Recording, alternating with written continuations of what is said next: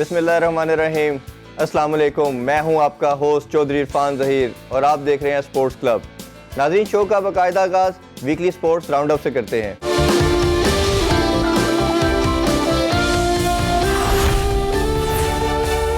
जी, अब बढ़ते हैं हम अपनी फर्स्ट न्यूज़ की जानिब।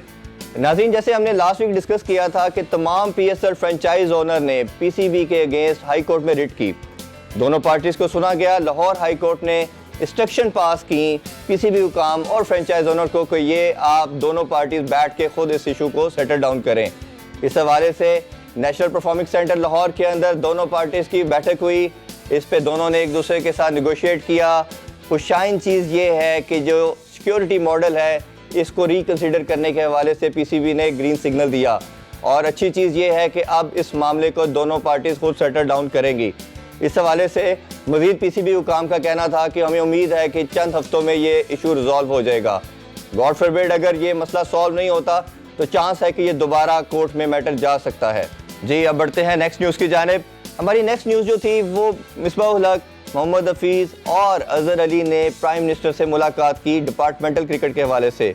उन्होंने इस नया जो स्ट्रक्चर आया है उस हवाले से उनसे मुलाकात की, उनको कन्विंस करने की कोशिश की, बट वो नहीं कर पाए। इस हवाले से PCB ने अजहर अली और मिसबाहुल हक पर शोकाज नोटिस इशू किया कि आप बीइंग एम्प्लॉई किसी भी बंदे से मुलाकात हमारी परमिशन के बगैर नहीं कर सकते। इसके जवाब में उन्होंने मुलाकात की एहसान मानी साहब के साथ और वसीम साहब के साथ। उन्होंने अपना स्टांस बताया कि लड़के काफ़ी परेशान थे, इस हवाले से हमें अपना मौक़िफ़ पेश किया।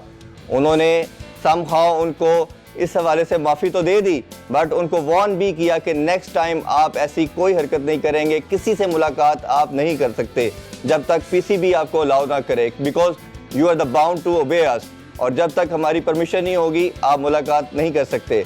इस हवाले से मोहम्मद हफीज़ सिक्योर रहे क्योंकि वो सेंट्रल कॉन्ट्रैक्ट का पार्ट नहीं थे। अब बात करते हैं नेशनल T20 कप के हवाले से।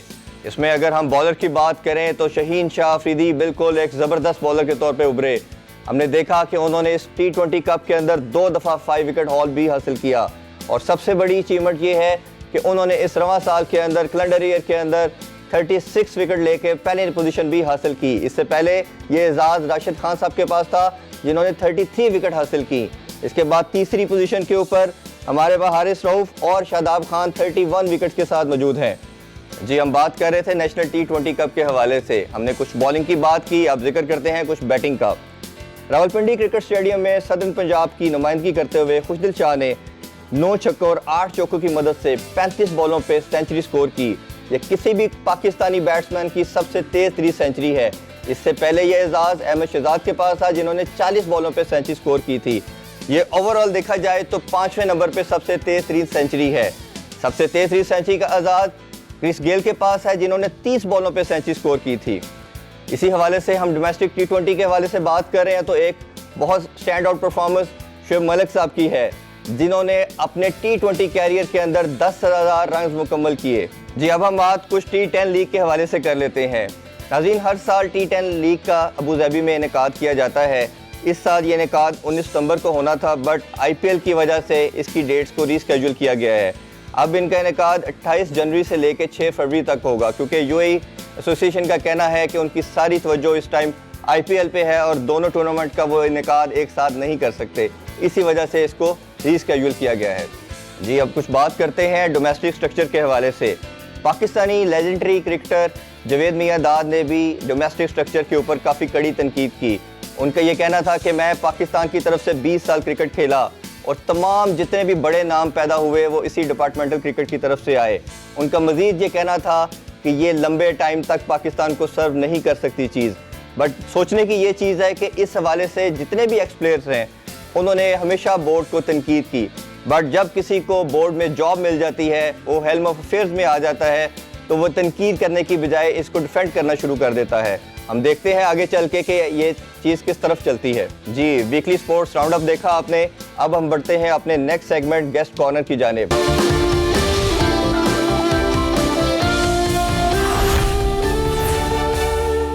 नाज़रीन, जब भी क्रिकेट में बैट्समैन की बात होती है तो साथ साथ हमने देखा कि स्पिनर की भी बात बिल्कुल होती है।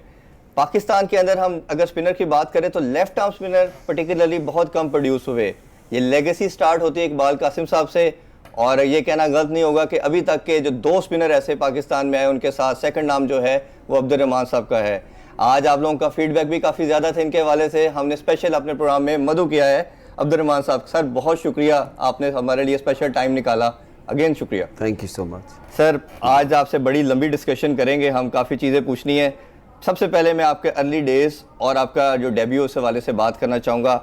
आपने डेब्यू ओडीआई का किया 2006 में अगेंस्ट वेस्ट इंडीज़। वो बताइए, जो फर्स्ट टाइम आपका नाम अनाउंस हुआ टीम के लिए, वो क्या फीलिंग थी? कितने साल से आप खेल रहे थे, नाम नहीं आ रहा था, जब आया तो वो फीलिंग बताइए प्लीज़। यार फीलिंग ये किसी के साथ आप ये चीज़ शेयर तो नहीं कर सकते जो इनसाइड फील होता है। बिल्कुल। क्योंकि वो सारी पीछे जितने भी साल थे वो एक उसको लेके जब आपका नाम आता है, आप परफॉर्मेंस कर रहे होते हैं डोमेस्टिक में, तो वेटिंग फॉर द चांस कि आपको कैंप में बुलाया जाए, आप जाएं और उधर जाके अपनी चीज़ों को उनके सामने डिलीवर करें। तो जब मेरा नाम आया तो पाकिस्तान टीम में एक सेकंड के फर्स्ट पे थी, इंजी भाई कैप्टन थे 2006-07 में। तो बहुत बड़ी टीम थी और मेरा फर्स्ट टाइम एक्सपीरियंस था इनके अंदर कैंप करना। लेकिन अल्हम्दुलिल्लाह कैंप जब मैंने 2-3 दिन का किया तो पाकिस्तान टीम नेट्स में भी बड़ी अच्छी बॉलिंग हो गई। और डेब्यू ऐसा against West Indies, Brian Lara वो उसका लास्ट सीजन था, लास्ट टाइम उनका, और चंद्रपाल साहब, वो बहुत बड़ी टीम आई थी। तो उसमें जब नाम आया और पहला मैच, और वो भी होम ग्राउंड, और पाकिस्तान गालबन सारे मैचेस वो जीता था। जी अल्हम्दुलिल्लाह, वो 3 ओडीआई पाकिस्तान जीता था। वो बहुत बड़ी टीम थी वेस्ट इंडीज की। तो एक ड्रीम कम ट्रू है कि जब आप पाकिस्तान से खेलते हैं, कि जब आपके सीने पे एक सितारा लगता है, तो वो पूरी जिंदगी वो समझ लें कि वो एक कमाई होती है आपकी, तो जो पीछे आपने मेहनत की होती है। तो जब आपको चांस मिलता है तो वो फिर दिल ऐसा हो जाता है कि उससे उस चीज़ से, मैं अकेला नहीं, बहुत से लोग रिलेटेड होते हैं। बिल्कुल ऐसे ही। कोई भी ऐसी जॉब है या कोई भी चीज़ है जो आपके, वो उसके पीछे बहुत से लोग हैं कि जो वेटिंग फॉर आपके चांस के। आपको तो खुशी होती है लेकिन उन लोगों की उससे भी डबल खुशी होती है। रहमान भाई, इसमें आप उन चंद प्लेयर के अंदर है जिन्होंने सब सारे अपने जो क्राइटेरिया था उसको मीट किया। अंडर 19 खेले, फिर ए टीम के साथ खेले, डोमेस्टिक आपने बहुत टाइम सर्व किया। तो वो अपना शुरू से कैसे आपने स्टार्ट किया, वो थोड़ा सा हमें वो भी बताइए ना। Is the long story. I used to play cricket in my school. कि मैं स्कूल से शुरू हो गया था कि एक वो जेन बन गया था, उससे बड़ी मार खाई घर से भी और वैसे भी लोगों के बहुत ताने सुने कि बड़ी गर्मियों के दिनों में जाना, what ever it is, long stories.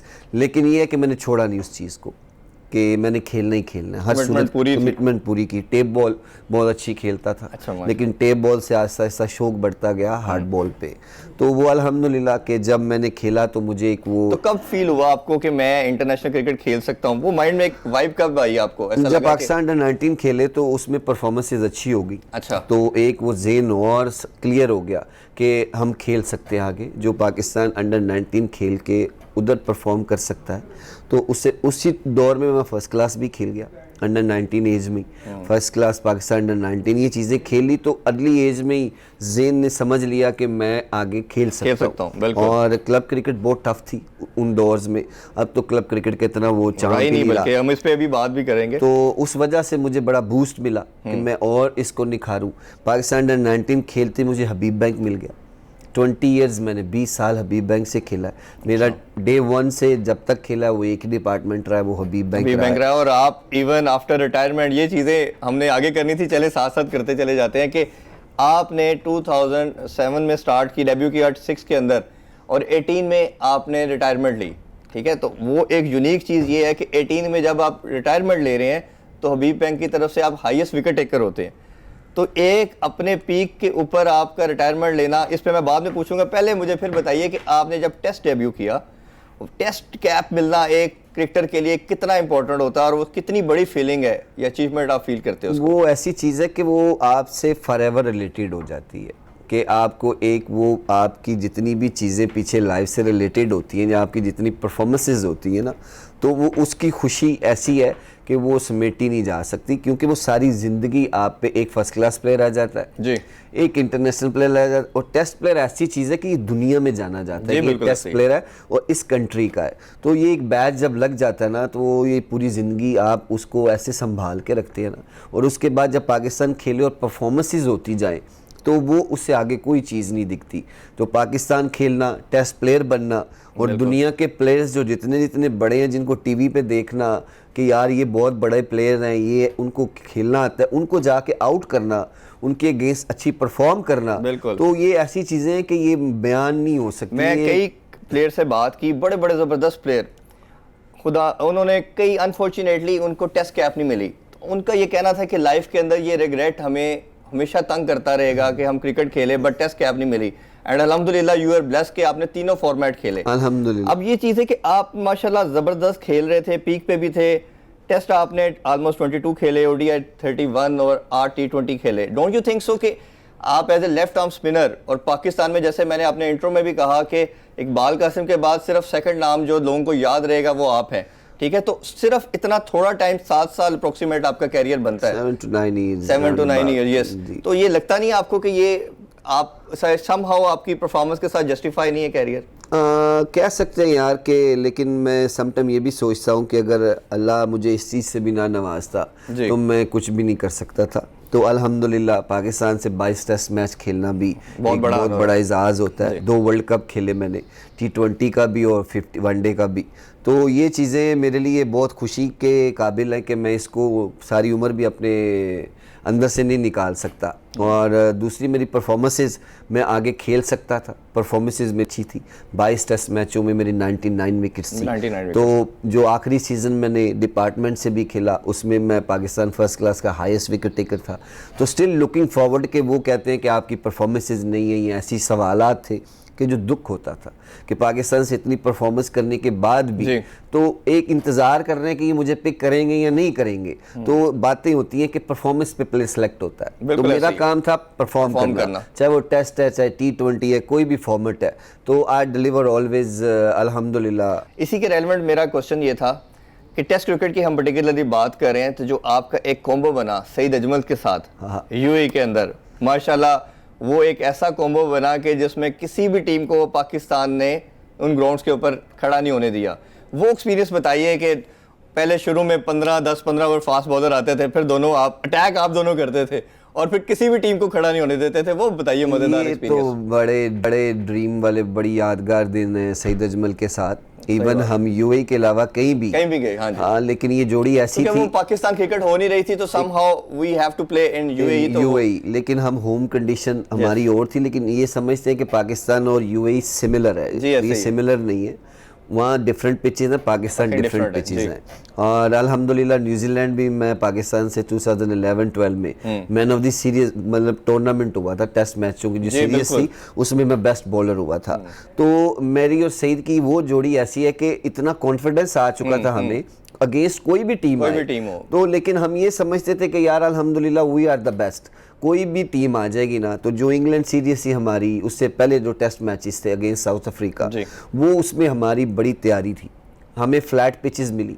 अब दुबई में बहुत टर्न होता है, इफ़ यू रिमेंबर के 2010 से लेके 2014 तक, ये उसके बीच में हमें स्पिन पिचेस नहीं मिली, पहले 2 साल हमें स्पिन पिचेस नहीं मिलती थी, एक फ्लैट पिचेस मिली, उसमें संगाकारा, AB डिविलियर, बहुत बड़े players against south Africa, Sri Lanka, इनको बॉलिंग करा के कॉन्फिडेंस लेवल बहुत हाई हो गया था कि यार ये अगर इनको हम कंट्रोल कर सकते हैं ना तो दुनिया में किसी को भी कंट्रोल कर सकते हैं। तो एक दूसरे की हेल्प की मैंने और सईद ने, काफ़ी चीज़ें कि जो पिच पे डिसाइड होती थी कि हम ये करेंगे, कुछ चीज़ें अंपायर से डिसाइड करके जाते थे, कुछ पिच बताती थी कि मेरे साथ ये प्ले करना, सम टाइम स्पिन नहीं हो रहा, उसकी लहदा आपका मेंटली लेवल और हो जाता है, स्पिन होता है उस पर मेंटल लेवल थोड़ा डिफरेंट हो जाता है, आपकी फील्ड प्लेस डिफरेंट हो जाती है। लेकिन विद द सईद अजमल कि हमने 200 अबव विकेटें ली हैं टेस्ट मैचेस में अल्हम्दुलिल्लाह।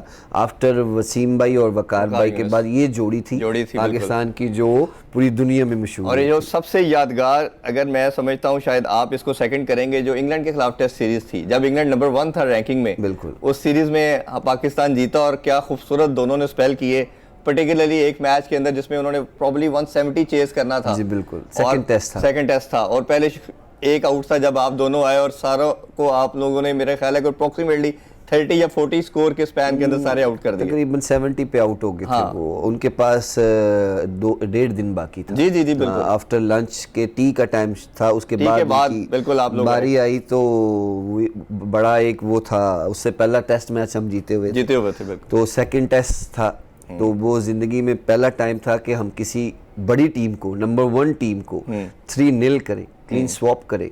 तो वो अल्हम्दुलिल्लाह अल्लाह ने इज़्ज़त दी, और वो ऐसा मैजिक था, ऐसी हेल्प थी अल्लाह की तरफ से कि वो जब बंदा बैठा भी सोचता ना कि यार कि ऐसी टीम, और जब डे 1 था ना टेस्ट का, उन सब की एवरेजेस जब स्पिनर्स अगेंस्ट थी ना, वो 40 प्लस, किसी की 50 बहुत बड़े प्लस नाम थे। तो सईद अजमल तो थोड़ा सा पहले खेला हुआ था अगेंस्ट इंग्लैंड, तो मेरा पहला टेस्ट मैच था, तो मुझे थोड़ा सा फील हुआ कि ये तो अगेंस्ट स्पिन इतने हैवी हैं कि इनको कंट्रोल करना मुश्किल होगा। लेकिन जब उनको बॉलिंग कराई ना, तो उसमें फिर अपने आर्ट से कुछ चीज़ें की, तो उससे अल्हम्दुलिल्लाह बूस्ट हो गए।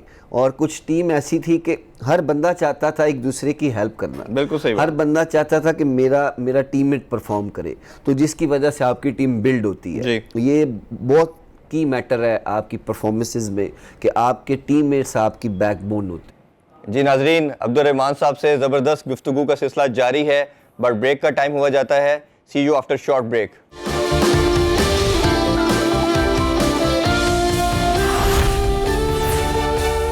जी welcome back after the break.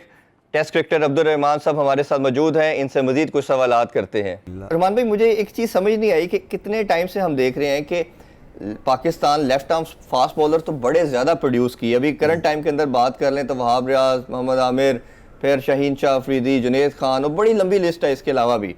लेकिन जब तक हम देखते हैं कि लेफ्ट आर्म स्पिनर की बात आती है तो वो इकबाल कासम से आके आप पे ख़त्म हो जाती है। फिर दरमियान में रज़ा हसन एक अच्छे बॉलर लगे, वो नॉन क्रिकेटिंग रीज़न से बाहर हो गए। फिर अब इमाद वसीम है, बट वो बैटिंग ऑलराउंड ज़्यादा कंसिडर किया जाता है, बॉलिंग ऑलराउंडर हम उनको ज़्यादा कंसिडर नहीं करते, तो प्रॉपर लेफ्ट आर्म स्पिनर हम उनको नहीं कह सकते। तो क्या रीज़न है कि हमारे नीचे जो स्ट्रक्चर है उसमें लेफ्ट आर्म स्पिनर क्यों नहीं आते, फास्ट बॉलर आ जाते हैं? लेफ्ट आर्म स्पिनर्स हैं भी, और लेकिन जो मेरी अपनी सोच है कि अब जितने भी लेफ्ट आर्म स्पिनर्स हैं ना, वो 4 ओवर्स की T20 क्रिकेट के लिए प्रिपेयर है। नो वन कि मैं 90 ओवर फील्डिंग कर सकूं, 30 ओवर दिन में कर सकूं। ये मैंने आगे भी 2-4 इंटरव्यूज जो दिए हैं उसमें ये बहुत ज़रूरी है। अगर आप स्पिनर, मैं सॉरी इंटरप्ट कर रहा हूँ आपको, तो स्पिनर के लिए तो लंबा टाइम खेलना आसान है as comparative to fast bowler. Exactly, वो तो उसका तो समझ आता है, स्पिनर ऐसे क्यों सोच रहे हैं? यही मैं एक्सप्लेन करना चाहता हूँ कि वो कहते हैं कि हमने शॉर्ट क्रिकेट खेलनी है, 3 hours game, then go home. अच्छा। और फर्स्ट क्लास 4 डे क्रिकेट में आपको 4 दिन ग्राउंड आना पड़ता है, सुबह 8 बजे से लेके शाम 6 बजे तक। जी बिल्कुल। और T20 आपने 1-1:30 बजे आना है, 5-6 बजे आपने वापस बैक टू होटल और वट एवर। तो क्या उनकी माइंडसेट सिर्फ मनी मेकिंग हो चुकी है? एग्जैक्टली, कि आप शॉर्ट क्रिकेट खेलेंगे, पैसे ज्यादा है, फेमस ज्यादा है, they don't want to play 4 day of test cricket. इसकी वजह से हम नीचे आ रहे हैं। अगर ये जितने भी लोग काम कर रहे हैं इनके साथ, ये उनकी जिम्मेदारी है, और उनको पता है इस चीज़ का कि स्पिनर्स कहाँ बनता है। ये मेरे अलावा बहुत से लोग हैं कि जिनको पता है कि स्पिनर्स कैसे बनेगा। स्पिनर नेट से नहीं बनता, स्पिनर 4 ओवर से नहीं बनता। आपने जो क्यू में प्लेयर लगाए हैं, आपने असगर को 2 साल उस पर इन्वेस्टमेंट की, असगर कहीं भी नहीं है, अब कहीं भी नहीं है, अब कहीं भी नहीं है। दैट मीन्स कि आप किसी पे भी फोकस नहीं है। आपने काशिफ भट्टी के 3 ओवर करा दिए। रिस्पॉन्सिबिलिटी किसकी है? देखें, पहले स्कूल क्रिकेट थी, क्लब क्रिकेट थी डिपार्टमेंट से, अब हमारे क्लब क्रिकेट ख़त्म हो चुकी है। डिपार्टमेंट क्रिकेट पे हमने लंबी बात भी आपसे करनी है, वो अब सलीट कर दिए। पीएम साहब का विजन है, ऑब्वियसली उनका एक पार्ट तो ठीक है, दूसरा पार्ट ठीक नहीं है कि 600-700 लड़का जॉबलेस भी हो रहा है। तो इनको लड़कों को ग्रूम करना किसकी रिस्पॉन्सिबिलिटी है? उनकी टेक केयर करना, उनको गाइड करना कि ये आप जब तक ये 4 डेज क्रिकेट या आप टेस्ट क्रिकेटर बनना चाहते हैं तो ये सब कुछ करना पड़ेगा। तो वो कौन करेगा? अगर डिपार्टमेंट भी नहीं होंगे, क्लब क्रिकेट भी नहीं होगी, तो फिर किसकी रिस्पॉन्सिबिलिटी है? वो जो भी ये स्ट्रक्चर बना रहे हैं, ये कह रहे हैं 6 टीमें हैं जी, 6 टीमों से वो प्लेयर्स शायद मिल जाएं। ये तो वही प्लेयर्स हैं जो पहले ही पिछले 10 या 8 साल से आगे कैसे आएंगे उस लिस्ट में है। अब अंडर 19 सियालकोट ये रीजन बनती है, ये पंजाब की कोई टीम बनती है। आगे रीजन्स की अंडर 19 लहदा थी जी, सियालकोट की लहदा, गुजरा, ये सब लहदा रीजन बन गए ना। सियालकोट रीजन में गुजरा, लाहौर रीजन, लहदा, ऐसा ही है। अब इन सब की एक टीम बन रही है। आगे सियालकोट के 20 लड़के या गुजरांवाला के मिलके 25 लड़के निकल गए। अब इस जो ट्रायल्स अंडर 19 या अंडर 16 के हुए हैं ना, इसमें सिर्फ 1 के 2 लड़का पिक हुआ है सियालकोट का। Is very bad news for cricket. और बाकी लड़के जो क्रिकेट खेल रहे हैं उनको कौन लुक आफ्टर करेगा? यही मैं आपसे कहने लगा हूं कि 300 boys go for trials and pick 2, only 2 were picked, और 298 बच्चे कहाँ जाएंगे? जो पिछले सालों से इतनी मेहनत कर रहे हैं कि हमारा इस साल पिकिंग होगी, हम परफॉर्म करेंगे, लेकिन वो नहीं है। कुछ शायद चीज़ें आपकी कॉल्स पे आ जाती हैं, कुछ आप पिकिंग वहाँ से कर लेते हैं, कुछ जेन्युइन प्लेयर्स भी रह जाते हैं। तो ये सिस्टम अगर ऐसा रहेगा तो हमारी क्रिकेट कम होती जाएगी। हमारे क्लब क्रिकेट लेवल अभी बहुत डाउन है, हो ही नहीं रही, बहुत ज्यादा डाउन है। लास्ट कुछ मंथ से क्लब क्रिकेट तो हो ही नहीं रही, बिल्कुल नहीं हो रही। नहीं अभी मेरा ये आपसे क्वेश्चन था, आपका जरूर हम जानना चाह रहे हैं, क्योंकि अभी माशाल्लाह मुझे पता चला है आपने एक बड़ा जबरदस्त सियालकोट में टूर्नामेंट करवाया। अब जैसे आप अगर इस लेवल के ऊपर, एक इंडिविजुअल लेवल के ऊपर, एक पूरा 24 टीम्स थी आपके टूर्नामेंट के अंदर, उसके वाले से भी बताइए हमें। और साथ मेरा क्वेश्चन दूसरा इसके साथ ये है कि हम डोमेस्टिक जब डिपार्टमेंटल क्रिकेट थी, जो कायदम ट्रॉफी को हम लेके चलते थे, वो ऑलरेडी सर्व कर रहे थे, साथ पीएसएल के अंदर हम ये तमाम रीजन्स को भी लेके चल रहे थे, तो दोनों को पैरेलल लेके चल रहे थे, बड़ा जबरदस्त किस्म का, कोई प्रॉब्लम नहीं थी। खान साहब का विजन आप भी जैसे मेरे से ज़्यादा बेहतर जानते हैं कि दो चीज़ों के ऊपर वो ऑस्ट्रेलियन स्ट्रक्चर को लाना चाहते हैं। वो कहते हैं कि जब किसी लड़के को जॉब सिक्योरिटी मिल जाती है, वो आगे अर्ज छोड़ देता है एफर्ट करने की, और लोगों का इंटरेस्ट नहीं होता। कोई डिपार्टमेंटल गेम हो रही है, कोई बैंक आपस में खेल रहे हैं, कोई एसोसिएशन खेल रही है, तो लोगों का इंटरेस्ट लैक कर जाता है। दोनों बातें लॉजिकल है, बट द पॉइंट इज कि जो आपके 100-150 लड़का बोर्ड के एम्बिट के अंदर आ गया, उसको लुक आफ्टर तो बोर्ड ने कर लिया। जो रिमेनिंग लड़के हैं, जो 600-700 लड़का ऑलमोस्ट अप्रोक्सीमेटली आपको पता होगा डोमेस्टिक के अंदर, जिनको ये डिपार्टमेंट्स टेक केयर कर रहे थे, वो किधर जाएंगे? वो तो सारे क्रिकेट छोड़ देंगे फिर। वो कुछ चले गए हैं, कोई क्रीम में बाइक चला रहा है, कोई उबर में, कोई वैन चला रहा है। तो वो लड़के आप अब क्या करेंगे जब उनकी नौकरीज नहीं रहेंगी, वो उनको कहीं से इनकम नहीं आएगी। पाकिस्तान में कोई ऐसे टूर्नामेंट्स नहीं होते जिससे प्लेयर्स को पे किया जाता है। एक डोमेस्टिक क्रिकेट है, उसमें आपने 200 लड़का पिक कर लिया है, फिर उसके अलावा कोई ऐसे टूर्नामेंट्स होने चाहिए कि जिससे लड़कों को पे आए। आप कोई कंपनीज बना दें, आप कोई ऐसी चीज़ें बना दें, आप कोई फ्रेंचाइज बना दें कि इनकी निचले लेवल पे क्रिकेट हो, वो लड़के वहाँ से ग्रूम हो, आप उन पे आए रखें। आप अगर इस सब चीज़ों को बंद करके इन 6 टीमों पे फोकस होंगे ना, तो फिर आपको लॉन्ग टर्म्स के लिए प्लेयर्स नहीं मिलेंगे। आपको थोड़े 1 साल 6 माह के लिए प्लेयर मिल जाएगा, फिर वो चेंज हो जाएगा। लेकिन लॉन्ग जो आप चाहते हैं ना, जैसे पाकिस्तान से पहले कोई 20 साल, कोई 8 साल, कोई 10 साल ऐसे खेला है। अब पाकिस्तान से जो खेलता है 1 ईयर 2 ईयर, उसके बाद फिर आपको नया चेहरा नजर आ जाता है। ये वो स्टार्स नहीं बन सकते आपके, जो आपके लिए बहुत कुछ कर सकते हैं। पाकिस्तान के इतने बड़े स्टार्स होते हैं जिनकी वजह से आपको बहुत चीज़ें मिलती हैं, बहुत सारे स्पॉन्सर्स आते हैं, उनकी वजह से क्रिकेट आबाद होती है। अब ये 6 टीमों की वजह से पूरे लाहौर में कोई फर्स्ट क्लास का मैच नहीं है, पूरे पंजाब में कोई 4 डे क्रिकेट नहीं होगी, क्योंकि आपको पता कि वेदर कंडीशन ऐसी हो जानी है, कुछ भी ऐसा हो जाएगा, मैचेस नहीं होंगे। लेकिन आप सारे मैचेस कराची ले गए। जो बच्चे पंजाब में प्रैक्टिस कर रहे हैं, जिनकी एकेडमीज हैं, वो प्लेयर्स को कैसे देखेंगे? ये तो इसमें अभी जैसे कुछ सीनियर क्रिकेटर्स ने, मिसबाह आपको पता है, मोहम्मद हफीज़ और अजहर अली मिलने भी गए पीएम साहब से, वो कन्विंस समहाउ नहीं कर सके। तो कुछ एज ए एक्स क्रिकेटर आपके माइंड में प्रपोजल है कि किस तरह इसको किया जा सकता है बेहतर? बिल्कुल किया जा सकता है। अगर आप फर्स्ट क्लास क्रिकेट को इतना नहीं ऊपर लेवल पे आप चाहते हैं कि आप 6 टीमों से आप प्रमोट करें, वी एग्री विद दैट, लेकिन आपको निचले लेवल पे भी उस पर काम करना पड़ेगा, क्योंकि आपके इन प्लेयर्स के बाद आपके पास कुछ भी नहीं है। आगे ग्राउंड्स में फर्स्ट क्लास 4 ग्राउंड्स में होती थी, ठीक है, एक एलसीसी में मैच हो रहा है, कज़ाफ़ी स्टेडियम में मैच हो रहा है, एक सियालकोट स्टेडियम हो रहा है, एक रावलपिंडी स्टेडियम हो रहा है। ऐसे मिलके हर जगह मैचेस होते थे। प्लेयर्स को देखने के लिए बच्चे ग्राउंड्स में नेट छोड़ के बैठते थे कि ये पाकिस्तान के प्लेयर हैं, इनको देखना है, ये स्पिनर है, ये बैट्समैन है, उनको वॉच करना है, ये कैसा खेलते हैं। अब वैसे ग्राउंड्स की हालत ऐसी है कि जैसे यहाँ कभी फर्स्ट क्लास हुई नहीं। बिल्कुल ठीक। तो जब हमारे ग्राउंड्स ही आबाद नहीं होंगे तो आप कैसे पाकिस्तान को वो चीज़ें दे सकते हैं? अगर हम ऑस्ट्रेलिया या दूसरे मुल्कों को देखते हैं, उनकी पॉपुलेशन इतनी नहीं है। बिल्कुल, हम 23 करोड़ आवाम है, तो मेरा ख्याल है ऑस्ट्रेलिया में बड़ी आदत 2 करोड़ या 8 डोंट नो इतनी है। और वो समहाउ ये जितने भी कंट्रीज हैं जिन्होंने ये स्ट्रक्चर रखा है, वो वेलफेयर स्टेट हैं, वो हर एक ऐसे बंदे को टेक केयर करती हैं कि वो स्पोर्ट्समैन है या नहीं है, उसको करते हैं। तो अनटिल अनलेस हम ऐसी वेलफेयर स्टेट ना बन जाए, मेरा ख्याल है it's too early to make such thing. और दोनों को अगर पैरेलल लेके जाया जाता, क्योंकि टीम में तो 11 लड़कों ने खेलना है, 2-4 उनके साथ ट्रेवल करते हैं, तो बाकी लड़कों का क्या कसूर है? वो बेचारे अपनी जो घर के डोमेस्टिक अफेयर्स है उनको कैसे चलाएंगे? तो इसीलिए जो आपने मुझसे सवाल किया, मैंने सियालकोट टूर्नामेंट कराया है, एयर सियाल लास्ट मैन प्ले, तो मैंने एक सोच बनाई और नए रूल्स बनाए। 5 बॉल्स ओवर था, अच्छा, 1 बॉल पे 2 आउट भी हो सकते थे। लास्ट मैन प्ले मींस आखिरी प्लेयर अकेला भी खेल सकता है। हाँ, अगर सारे 10 खिलाड़ी आउट हैं आखिरी भी खेल सकता है। बचपन में हम सुनते थे ये रूल्स। तो लास्ट बॉल पे जो हिट होगी वो डबल काउंट होगी। अच्छा, 6 होगा 12, 4 होगा तो 8, और काफ़ी चीज़ें, हर नो बॉल का 3 रन थे, वाइट बॉल के 3 रन थे।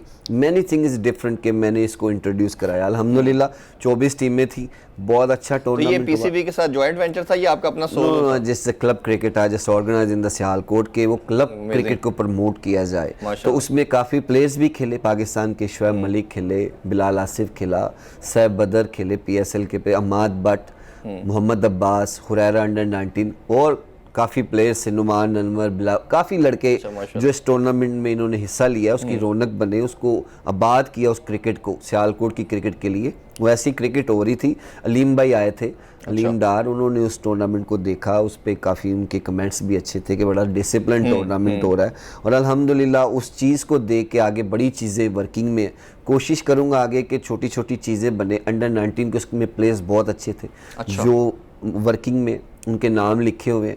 आगे जो कोशिश है इनके टूर्नामेंट कराई जाए। सियालकोट में बहुत सारे लोग विलिंग है कि सियालकोट की क्रिकेट आबाद हो। मेरा एयर सियाल स्पॉन्सर था, अभी मेन स्पॉन्सर था, और 2-4 लोग थे कि जो बहुत ज़्यादा क्रिकेट को प्यार करते हैं और उनको आबाद करना चाहते हैं। आगे छोटी छोटी फ्रेंचाइज बनाई जाए, उससे प्लेयर के पैकेज बनाए जाएं जो प्लेयर्स नहीं कमा सकते, जो डिपार्टमेंट से फ्री हैं, जो फर्स्ट क्लास के पुराने प्लेयर हैं। उसमें अंपायर्स भी हैं, स्कोरर्स भी हैं, उसमें ग्राउंडमैन्स भी रिलेटेड होते हैं, many things related to one tournament. तो वो कोशिश कर रहा हूँ इंशाल्लाह कि आगे भी सियालकोट की क्रिकेट को और थोड़ा प्रमोट किया जाए इंशाल्लाह। नहीं, बिल्कुल आपका बनता है। इसमें मैं अब थोड़ी सी बात करना चाहूँगा डोमेस्टिक T20 कप के हवाले से। जैसे कि उसका फर्स्ट फेज़ ख़त्म हो चुका है मुल्तान में, अब सारी टीम्स ट्रैवल कर चुकी हैं रावलपिंडी में, और अब वहाँ मैचेस होंगे। उसमें देखा जाए, अगर हम स्कोर बोर्ड पर देखते हैं तो नदरन की टीम जो है वो इस्लामाबाद वाली, वो सारे मैचेस हम अपने जीत गई है। तो उसमें आपको क्या लगता है कि बैट्समैन या बॉलर में pick of the batsman, pick of bowler कौन सा, या क्या इसमें पॉजिटिव चीज़ क्या आपको नज़र आई? पॉजिटिव ये चीज़ है कि यार जो भी बंदा क्रिकेट खेलता है वो अपना एक प्लान से खेलता है। ठीक हो गया। तो अभी कुछ चीज़ें ऐसी लग रही हैं कि जो सिर्फ शो है। अच्छा। कि बस मैं खेल लूँ, मैं टीवी पे आ जाऊँ, मेरे कॉलर खड़े हो जाए। अगर किसी ने लॉन्ग क्रिकेट या पाकिस्तान के लिए खेलना ना, उसको शो करना दूसरे तरीके से पड़ता है, वो परफॉर्मेंस होती है। कि अब तो इतनी ज़्यादा टीवी पे मैचेस आते हैं कि पहले तो इतने मैचेस भी टीवी पे नहीं आते थे। अखबार में खबर आती थी कि हमने 5 आउट किए, waiting for the next day कि यार सुबह एक वो हेडलाइन आएगी कि उसमें आपने इतने आउट किए हैं। अब तो आप आउट करके मेरा ख्याल है रूम में भी नहीं आते, तो स्लाइड चल गई होती है। इसका नुकसान जो मैं समझता हूँ, और आपसे मैं जानना भी चाहूँगा कि हमारा नुकसान क्या हुआ कि हमने अपनी टीम का जो पिक करने का क्राइटेरिया है वो T20 रख लिया। हमने देखा कि PSL के अंदर भी हमने जितने अभी जो 4-5 साल में लड़के आए वो सब PSL की कमोडिटी बने, उधर से आए, और इस T20 के अंदर भी हम देख रहे हैं कि अगर कोई एक्स्ट्राऑर्डिनरी परफॉर्म कर जाएगा तो वो टीम में आ जाएगा। तो फिर अगर हमारा क्राइटेरिया ये T20 क्रिकेट, चाहे वो डोमेस्टिक T20 कप है या PSL है, तो फिर ये काइजन ट्रॉफी का क्या यूज़ है? फिर उसको बंद कर देना चाहिए। तो वो तो बस इसीलिए है कि उस पर फोकस भी कोई नहीं है, ना वो लाइव दिखाई जाती है, ना उसमें आपके कोई इतने वो कोई सेलेक्टर्स जा रहे हैं, ना कुछ पे किसी की नज़रें हैं कि इधर से पिक करना है। पिछले साल के भी बहुत सारे परफॉर्मेंस जिन्होंने टॉप किया है वो पाकिस्तान नहीं खेल सके, जिनसे PSL परफॉर्म किया वो स्टेट वे पिकिंग है, टेस्ट मैच। जी जी जी, यही मैं वो टेस्ट मैच की है, लेकिन वो परफॉर्म कर रहा है 20 ओवर में जी। आपको ज़रूरत है 5 दिन के लिए। तो लेकिन वो आई डोंट नो कि क्या सोच है, किस सोच की वजह से अब एक बंदा पिछले 3 साल से आउट करके आ रहा है। आपने उसको इंग्लैंड में टेस्ट मैच नहीं खिलाया, आपने 2 लेग स्पिनर खिला दिए, अब वो मैच हार गए। अगर आप वहाँ काशिफ भट्टी को खिलाते, आई एम प्रीटी श्योर के हम वो टेस्ट मैच जीत जाते। जैसा लेफ्ट ऑन स्पिनर का एक अलग प्रेशर है, आपने यासिर शाह के ऊपर भी प्रेशर डाल दिया दूसरा खिला के। तो शदाब अभी फर्स्ट क्लास भी नहीं इतनी खेले, मेरे ख्याल में उन्होंने शायद एक वाइट बॉल का अच्छा बॉलर है। आपके पास वनडे और T20 का बेस्ट बॉलर है। अगर आप उसकी टेस्ट में परफॉर्मेंस खराब होगी तो उसकी दूसरी परफॉर्मेंस में भी फर्क पड़ सकता है। तो यासिर शाह एक अच्छा थ्रू कर रहा है, तो उसके साथ ऑफ स्पिनर या लेफ्ट ऑन स्पिनर का कॉम्बिनेशन बनाए, 2 लेग स्पिनर, वो भी इंग्लैंड कंडीशन में। और ड्यूक बॉल इतना इजी नहीं है कंट्रोल करना। जी बिल्कुल ऐसा ही है। मैंने 2 साल काउंटी क्रिकेट खेली है, तो कोकाबुरा को करना और ड्यूक को करना बहुत फर्क है। तो ये चीज़ें होप के बहुत सारे बड़े कोचेस काम कर रहे। तो मैं कोचेस के ऊपर भी बात करना चाह रहा था कि हमने देखा कि पाकिस्तान 2017 में चैंपियन ट्रॉफी जीतता है और मिकी आर्थर 2-3 साल के अंदर टीम एक बिल्ड करते हैं, ठीक है। मेरी सब क्रिकेटर से भी बात हुई, उनका भी मानना था यही था कि एक हमें पूरी एक कंबाइन एक टीम नज़र आती है, सिर्फ अगर चेंजिंग होती है तो 1-2 प्लेयर की होती है, यही टीम का होता है जी मैक्सिमम। अब जब से ये नई मैनेजमेंट नई टीम आती है, एक इनका बनना क्या जस्टिफाइड था, क्योंकि मिसबाह हक की हम बात करें, इनका कोई कोचिंग एक्सपीरियंस नहीं है, एक ही बंदे का हेड कोच बनना और चीफ सेलेक्टर बनना, क्या ये अब्यूज़ ऑफ पावर नहीं है, ये बताइएगा। और दूसरा, सरफराज को हटाना जिसने आपको चैंपियन ट्रॉफी जिताई, T20 में 2 साल आपको नंबर 1 रखा, ये कितना अनजस्टिफाइड डिसीजन है, ये दोनों का जरा जरूर बताएं। कोचिंग के लेवल का तो आई एम नॉट श्योर कि उनको पाकिस्तान जब 2010 से 15 तक इन्होंने कप्तानी की है तो उसमें इनको सोचना चाहिए कि उस टर्नओवर में इन्होंने क्या क्या किया जिसकी वजह से ये कामयाब हुए। उस टर्नओवर में भी एक चेंजिंग होती थी या 2 चेंजिंग होती थी जिसकी वजह से टीम बिल्ड हुई। उसमें भी सारे यंग लड़के थे, उसमें देखें उसमें बहुत से लड़के अभी भी खेल रहे हैं, वो ही आपको बैच आगे लेके चला रहा है। तो आप जितने नए अभी पिक कर रहे हैं वो टेस्ट मैचों के लिए वो नहीं अवेलेबिलिटी, वैसी आपको 4 डे क्रिकेट से पिक करने पड़ेंगे। आप coaching level, I know that कि आपने लेवल 2 कर लिया है, आप पाकिस्तान टीम के साथ काम भी कर रहे हैं, आपका कप्तानी का बहुत लंबा एक्सपीरियंस है, लेकिन अगर आप अपनी पिछली स्टोरियाँ छोड़ के नए पे जाएंगे ना तो वो थ्योरी, मेरी अपनी सोच है कि वो नहीं कामयाब होगी। नहीं तो लेवल 2 और इस्लामाबाद की कोचिंग, इस्लामाबाद यूनाइटेड की, ये तो बाद में थी, तो उनको वो सीट जो पहले मिल गई तो वो किस तरह जस्टिफाइड कर दी गई कि आपने खुद ही एक क्राइटेरिया बनाया जी लेवल 4 होना चाहिए और उसके साथ हमारे पास ये एक्सेट्रा उसकी क्वालिफिकेशन है, सारों को आपने क्रॉस करके उनको, मुझे लगता है वो भूल जाते हैं जो चीज़ पहले अनाउंस करते हैं, उसके बाद जो उसके अंदर वो एक और चीज़ ऐड कर लेते हैं, वो पहला पेज शायद उल्टा कर देते हैं कि उनको नज़र नहीं आता पहले क्या अनाउंस किया था। सेम थिंग वैसे ही थी, मैंने भी लेवल 2 उनके साथ ही किया था। तो इन्होंने मुझे, कई लोगों ने कहा कि आप अभी ये T20 खेल लें और फर्स्ट क्लास खेल लें, तो मैंने भी उनको यही कहा था कि मैंने अभी नहीं खेलना। जो आपने टेस्ट प्लेयर 5-6 बुलाए हैं जो मॉडर्न दौर के हैं, जिन्होंने अभी क्रिकेट छोड़ दी है, आप इनको नए बच्चों के साथ लगाएं। अगर फिर पुराने कोच ही लगाएंगे, वो अपनी सोच के साथ उनको तैयार कर रहे हैं। आप अजहर अली को और बाबर आजम को एज ए कैप्टन कैसे देखते हैं? क्योंकि अजहर अली तो खुद छोड़ गए थे कैप्टनसी और उन्होंने कहा कि शायद मैं टीम से आउट ना हो जाऊं, तो अब दोबारा वो आ चुके हैं। इन दोनों की कैप्टनसी कैसे देखते हैं? ये पाकिस्तान के साथ बहुत सारे प्लेयर्स हैं जिनके साथ होता है, कुछ प्लेयर अनफिट हुए हैं, वो आज तक वापस कम बैक नहीं कर सके। उनमें एक अदनान अकमल भी है कि वो टेस्ट मैच में अनफिट हुआ, आज तक उसकी वापसी नहीं हुई। तो इस चीज़ से प्लेयर डरता है, क्योंकि पीसीबी एक पावरफुल वो ब्रांड कह लें या एक अदारा कह लें कि वो अपनी मर्जी से हर चीज़ करता है, तो प्लेयर इसमें डर भी जाता है कि मेरे बाद बॉस है, कोई किसी को भी ये खिला देंगे। एज ए एक्स प्लेयर और आपने लेवल 2 भी किया और टूर्नामेंट भी कराया, तो अब्दुर्रहमान को अब इवेंचुअली कहाँ देखते हैं कि आप पाकिस्तान को कैसे सर्व करेंगे? इंशाल्लाह I will try my best कि मैं पाकिस्तान के लिए, पाकिस्तान की क्रिकेट के लिए कोई नए चेहरे, नए बच्चे तैयार करूँ कि जो पाकिस्तान क्रिकेट के लिए लॉन्ग टर्म्स हों। एक चीज़ नहीं कि वो 4 डे क्रिकेट के लिए, मैं कोशिश करूंगा कि लंबी रेस के लिए घोड़े तैयार करूं कि जो पाकिस्तान को जितवा सके। और इंशाल्लाह सियालकोट में ऐसा टैलेंट मौजूद है कि जो पाकिस्तान को हर साल, 1-2 साल हुआ है अभी प्लेयर नहीं आ रहा, उससे पहले हमेशा पाकिस्तान को हर सीज़न में सियालकोट ने एक आधा प्लेयर दिया है। तो इंशाल्लाह I will try my best कि बच्चों के अंडर 19 के मैच कराऊं सियालकोट में और क्लब क्रिकेट को प्रमोट किया जाए और उससे पिकिंग हो ऐसी कि हो लाइव मैचेस दिखाएं। हमारी दुआ आपके साथ है, हमारी तमाम विशेस आपके साथ हैं और उम्मीद करते हैं कि आप इसी तरह अपने ये मिशन को जारी रखें और पाकिस्तान को न्यू क्रिकेटर प्रोड्यूस करते रहें। जी नाज़रीन, आपने टेस्ट क्रिकेटर अब्दुर्रहमान की गुफ्तगू सुनी और उम्मीद करते हैं आपको आज का शो भी बहुत पसंद आया होगा। अब आपसे इजाज़त चाहते हैं, इंशाल्लाह मुलाकात होगी नेक्स्ट वीक। टेक केयर, अल्लाह हाफिज़।